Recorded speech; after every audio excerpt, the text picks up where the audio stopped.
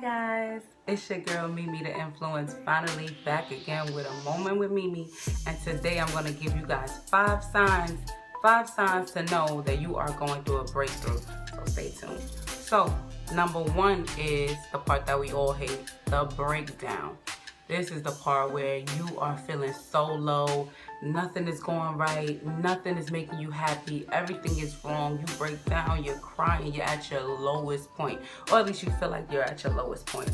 This is like the most crucial part of going through a breakthrough, because this is when you find out like how tough or how strong you are and how you really can endure in these type of times. Okay, so that's number one, the breakdown. Number two is the loss of friends, associates, relationships, whatever. You will start to lose people and friendships and things like that, because everybody cannot withstand at these types of times. So, you know, when things get hard, you know, you find out who's really there for you, who's really got your back, who really calls to check up on you and actually listens to see how you're doing after they ask, how are you? You know what I mean? So this is the important time too, because sometimes we want to hold on to people because we love them so much.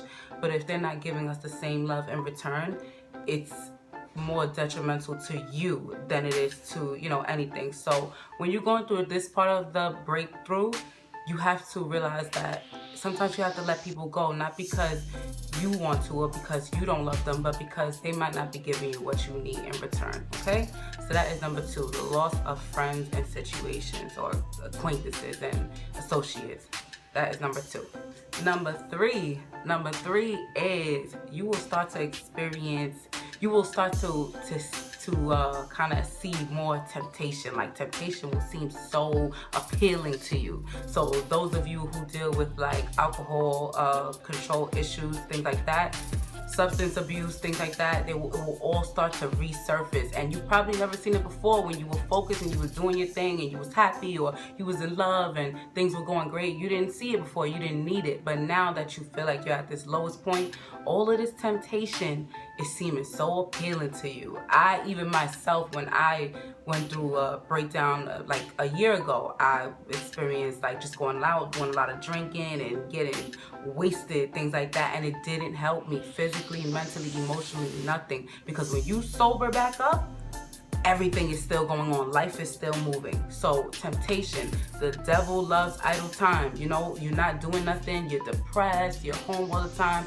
or you're just going home and going to work, everything is routine. You will start to experience this temptation, and you got to fight that. You really have to fight that, and you have to know that this is not going to help me. This is not what I want. This is not healthy for me. You know what I'm saying? You only get one body, you only get one life, and you have to take care of your, this is your, you know what I'm saying, your what do you call it? This is your everything. Your body is your temple. You have to take care of it. Like, I'm having a freaking brain fart right now because I'm so serious. Like, you guys really you have to realize that sometimes things are put in the way for you to test you. And if you don't pass that test, you're gonna pay for it. So realize that temptation is always around. It's just that when you're at your weakest point is when it seems the most tempting and the most appealing. Okay.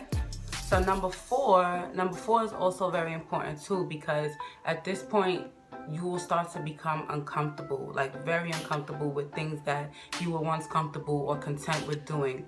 You know, you don't want to go out anymore. It seems like I already know what's going to be there. I already know what's going to, you know, what's going to happen, what's going to be the outcome. I don't want to hang out with this person or these people anymore. It's not helping me, it's not bettering me, it's not making me no money. More importantly, you know what I mean? This is a very important part of the breakthrough as well, because when you start to become uncomfortable with old things, that's because you're shedding your skin. You're shedding your skin and you're growing, and everybody knows that change and growth does not stop. You're gonna grow, you're gonna change all the time. That's something that's the inevitable. So you have to embrace it. So when you start to become uncomfortable with these things, then you just change it up a little bit. Change it up. Instead of going to the club all the time, go to a networking event, go to a yoga class, something. Like, do something that is gonna help you in the long run, that's gonna help you with your growth, that's gonna benefit you.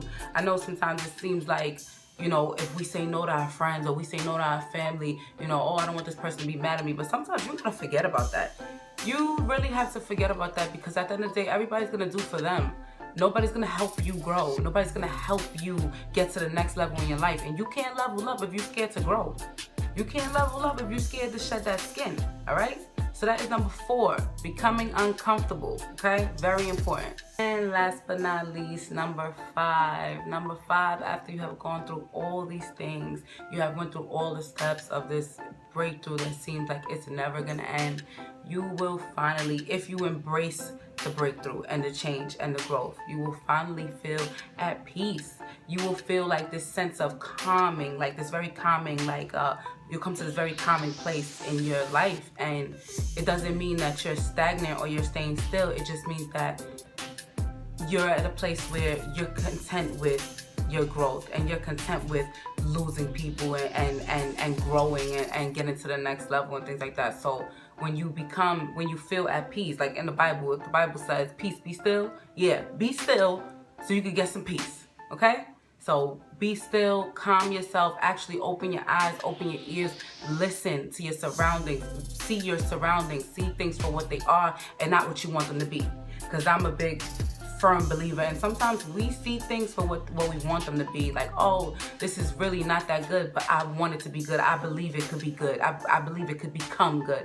No, sometimes it's just not good for you. Sometimes people are just not good for you. So the faster you accept it not being good for you or them not being good for you, the faster you can have your peace. And peace is very important in your life, in our lives. My peace is my everything. So, okay? Be still so you can get your peace, okay? That's number 5. I hope you guys enjoyed this moment with Mimi, and I hope you'll be back next week to see my next video, because it's going to be something good. You guys can expect way more motivation, way more inspiration from me. I'm coming back full force, so you guys better be ready. And also, I love when you guys chime in and like comment and share and things like that. Like, show love. I love it. Like, send me suggestions if you have suggestions for topics that you wanted me to talk about or whatever. Inbox me, DM me, hit me up on YouTube. If you're a subscriber, please subscribe, more importantly. And I hope to see you guys again.